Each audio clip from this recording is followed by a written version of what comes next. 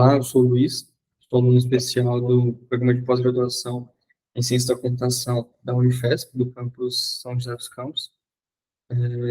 E esse seminário é referente à disciplina de análise de algoritmos e estruturas de dados, com a professora Lília, e o referente seminário tem como base ali o algoritmo de derivação CompSort.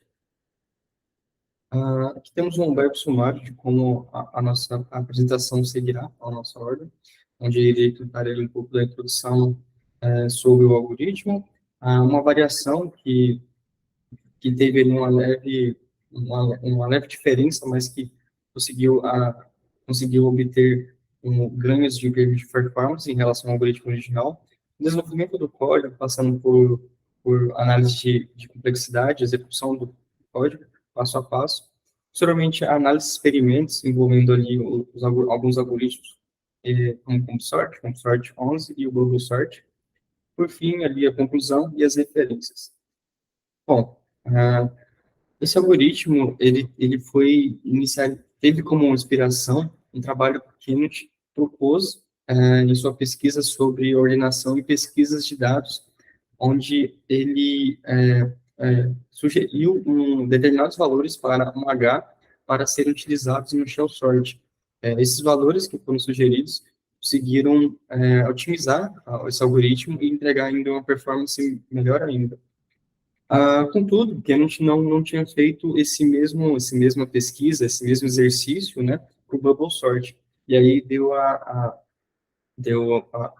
brecha ali, digamos, para o Vladimir iniciar essa pesquisa, né, ele fez um trabalho que era buscando ali uma variação eficiente para o Bubble Sort.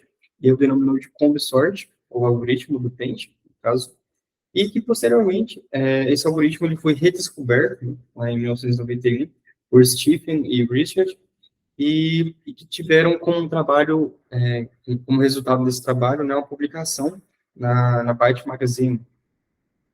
Bom, ele, como podem ver, o CompSort, ele é uma variação, variação melhorada do Bubble Sort.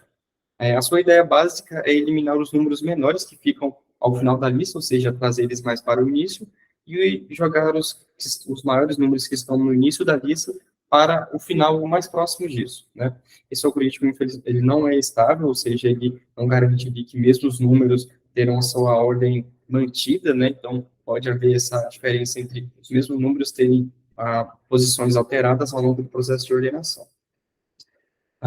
Bom, tem uma característica importante nesse algoritmo, que foi a proposta do Vladimir e dos autores que proporam esse algoritmo, né, que trabalharam com o algoritmo, foi que eles deveriam trabalhar com intervalos, ou seja, diferentemente do Bubble Sort, ele não deveria trabalhar ali com pares adjacentes, e sim com ranges de intervalos entre, por exemplo, de 0 a 4, e comparando intervalos maiores, em vez de comparar 1 a 1. Ao final do CompSort, ele tem um comportamento similar com o Bubble Sort, porque esses intervalos, eles podem começar lá de 10, 8, e reduzindo até que chegue o intervalo de 1, e aí eles fazem uma comparação 1 a 1. Bom, dito o fator dos intervalos, um fator que é importante para o algoritmo foi o fator de encolhimento desses intervalos, ou seja, temos ali valores que começam com 12 e vão diminuindo até que cheguem em 1. Os autores que desenvolveram o algoritmo, eles proporam, né, eles assumem como valor ideal ali o 1.3 para fazer esse fator de encolhimento, de redução dos intervalos. Bom, esse valor foi obtido após realizarem testes de experimentos práticos com cerca de 200 mil listas com valores aleatórios e chegaram a esse consenso.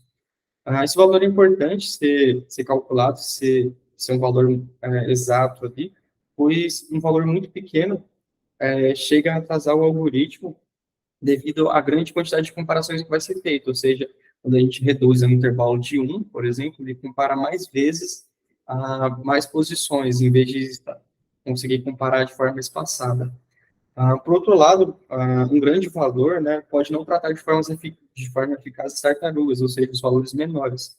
fazendo com que, quando o algoritmo chegar no intervalo de 1, tem que fazer mais comparações entre os pares adjacentes.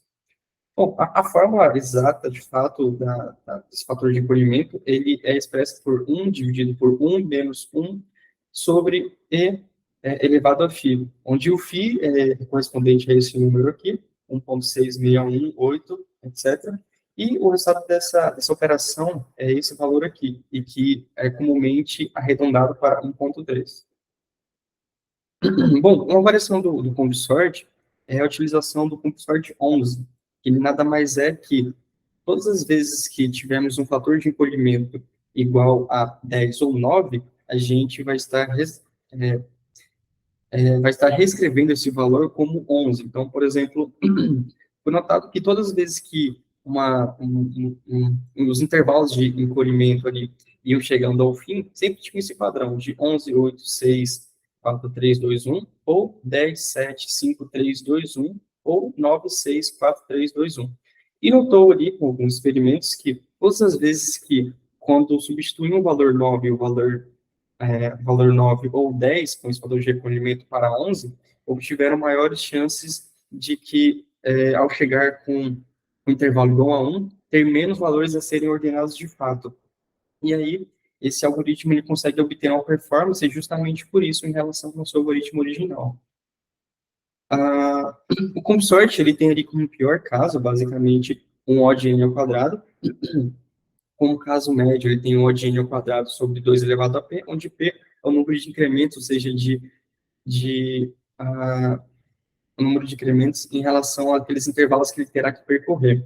No melhor caso, ele tem ali o mod n log de n, e a complexidade espacial é um O de 1, assim como também é o global sort. Então, temos uma tabela comparativa que mostra mais ou menos o caso médio de cada um, onde vale ressaltar que para o bubble sort, a ordenação de grandes números e com listas extensas não é recomendável, e assim como foi constatado nos experimentos, ela acaba sendo muito custosa.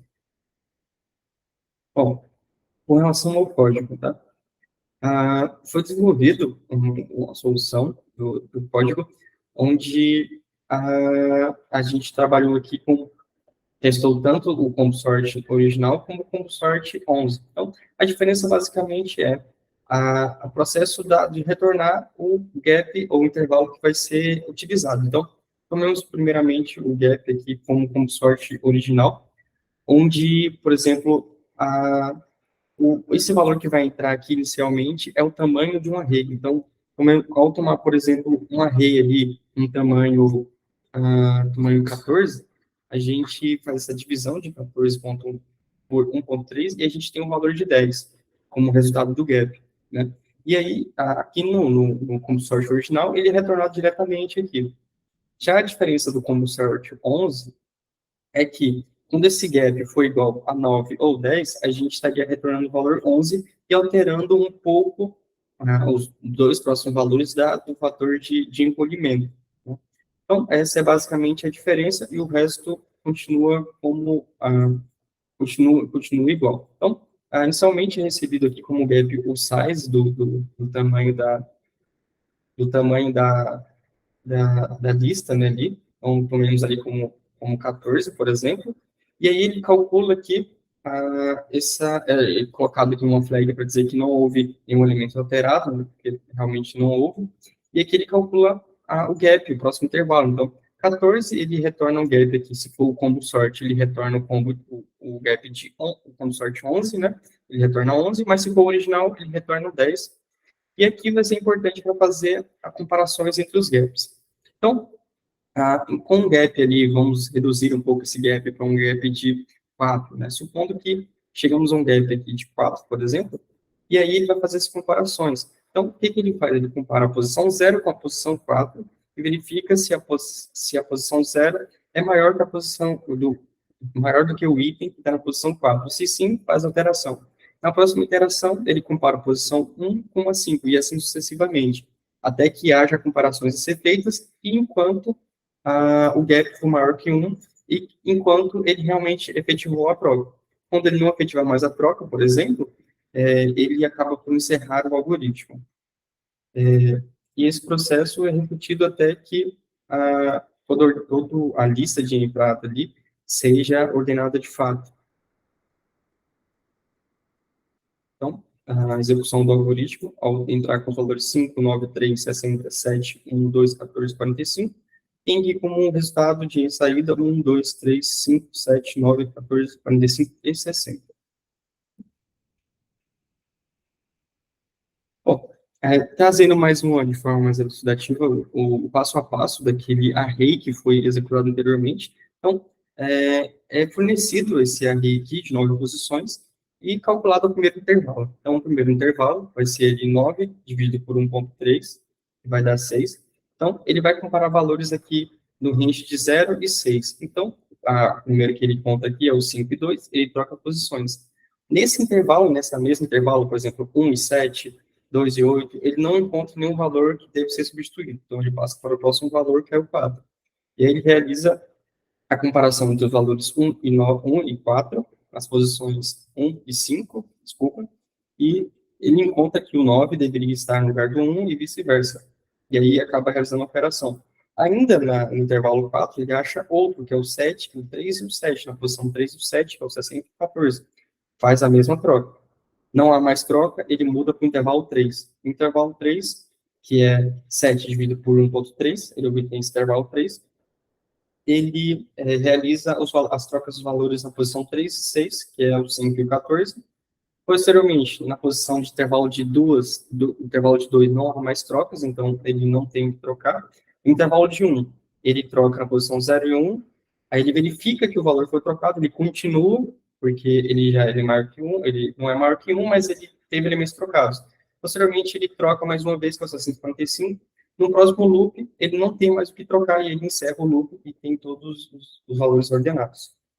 Bom, ao analisar o combo sort com o bubble sort, um vetor de 100 mil posições, foi avaliado o seu comportamento de forma aleatória, né, na exposição dos elementos aleatórios, onde houve um ganho aqui bem grande aqui, onde o come atua na casa 0,02 e o bubble na casa de 24 segundos. De forma crescente, o CompSort atua na casa de 0,007 segundos, enquanto em relação ao bubble atua em 7. Decrescente, 0,08 e o bubble 18. Com relação ao CompSort, ele também obteve ganhos considerados como 0,01 contra 24, 0,06 contra 7, 0,08 contra 18.